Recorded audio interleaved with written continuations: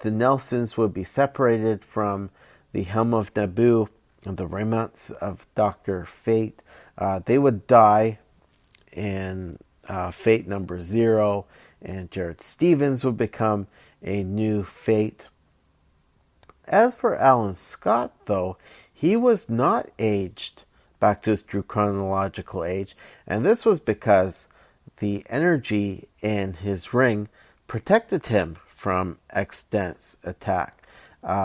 However, he found that his ring was completely drained. And when he saw what had happened to everybody else on the JSA, I think it's fair to say that Alan was racked with guilt. He felt awful that his friends had been reduced to elderly individuals while he stayed so young. And so he decided that it was time for him to end his career.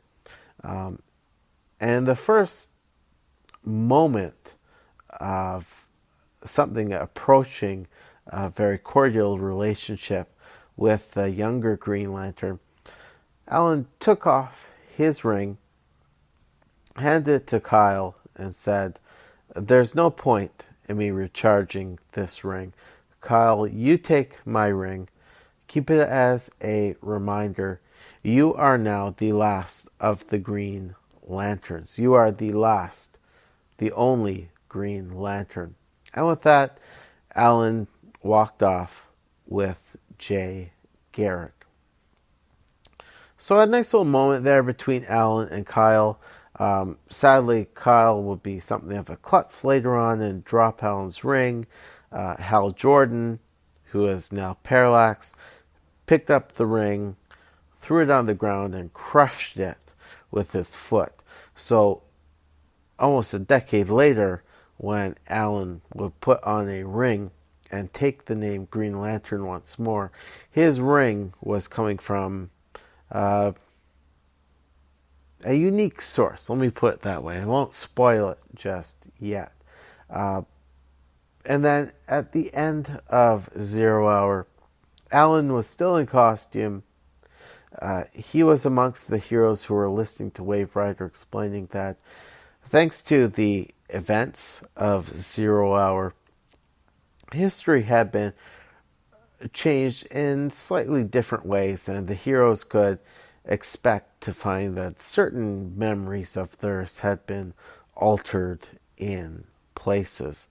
And so that was it, seemingly, for both Alan Scott and the Justice Society of America. A very sad way for the JSA to go. I would argue that the ending that the JSA met here in Zero Hour was not quite so noble a send-off as the one that Roy Thomas gave them in Last Days. Certainly very interesting, though, that one of their members, Alan Scott, stayed a young man. And so one could ask the question, was there some plan in place for some time for at least one member of the JSA to be de-aged and kept young and vital after Zero Hour? Did Jan Jurgens have talks with people in the Green Lantern offices? I wouldn't go quite so far as to make that argument. Looking at when Green Lantern Corps Quarterly issue 7 came out, certainly focus was on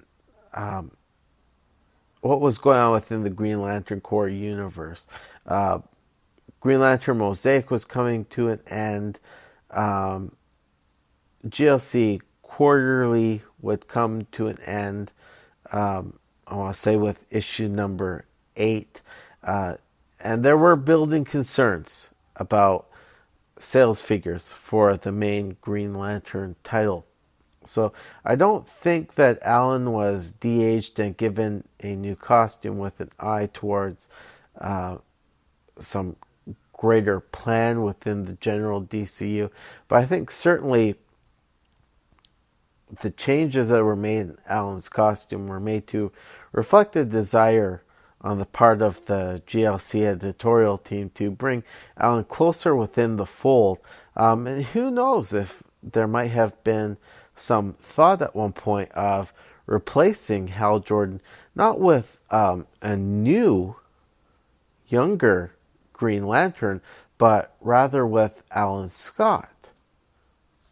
Why not DH him, give him a logo that resembled a Green Lantern Corps logo, and just keep him sort of on standby. So if they wanted to, they could make Alan the Green Lantern once more. And I think it was just convenient that in 1994, Alan was still rocking this much younger look. And it certainly helped DC out going forward, as they could say to angry fans, well, you know what?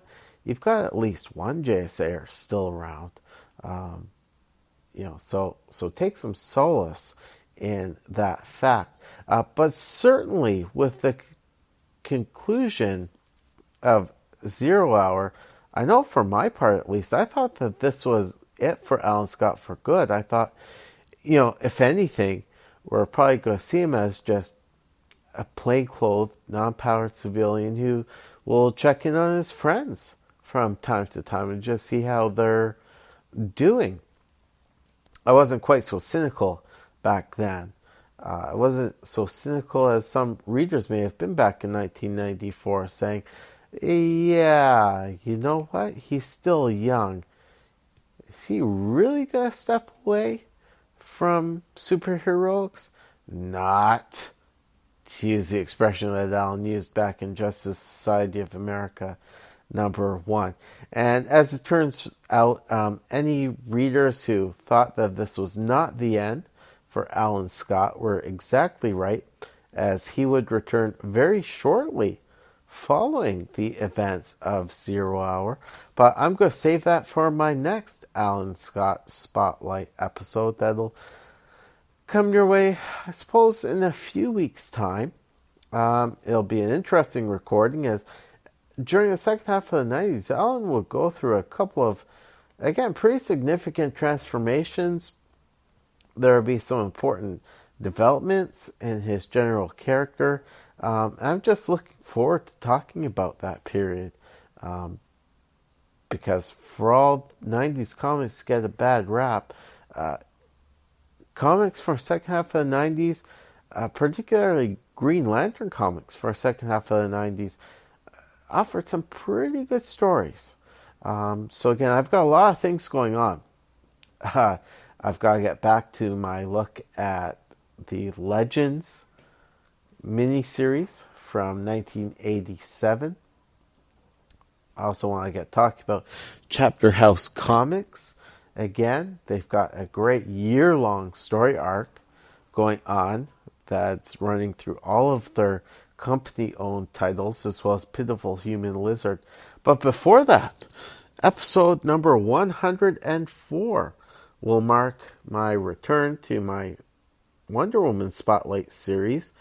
This is the last Wonder Woman Spotlight episode that I'll be producing, and it's a look at the John Byrne run of Wonder Woman comics, equating to the years 1995 through 1998. That's going to be a two-parter for sure. A lot of what Byrne did during only 3 years raised a lot of different emotions amongst the fandom. So I'm going to be taking a pretty heavy-duty academic look at the John Byrne run on Wonder Woman in the 90s. And that will come your way in a couple of weeks. But in the meantime, if you want to get in contact with me, you can email me at comicsandhistory@gmail.com.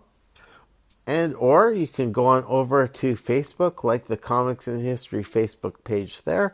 Get updates on future show releases. Leave some feedback there.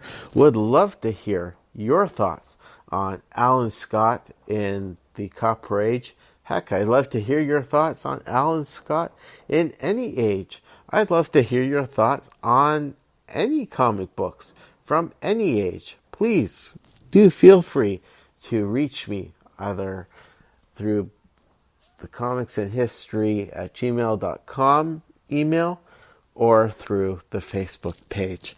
So folks, until another 2 weeks have come and gone, this class is dismissed.